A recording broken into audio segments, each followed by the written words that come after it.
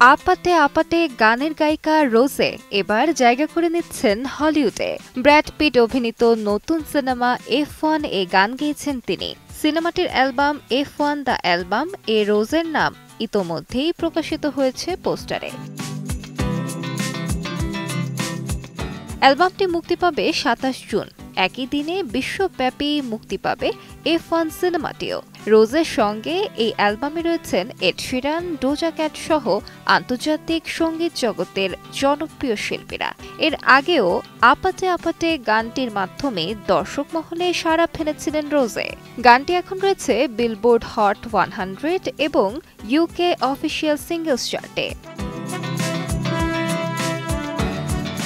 ২০১৬ সাল থেকে ব্ল্যাকপিঙ্ক ব্যান্ডের সদস্য রোজে এখন একক সঙ্গীত নিয়েও কাজ করছেন। ব্যান্ডের অন্য সদস্যদের মতো তিনিও সোলো ক্যারিয়ার গড়তে আগ্রহী।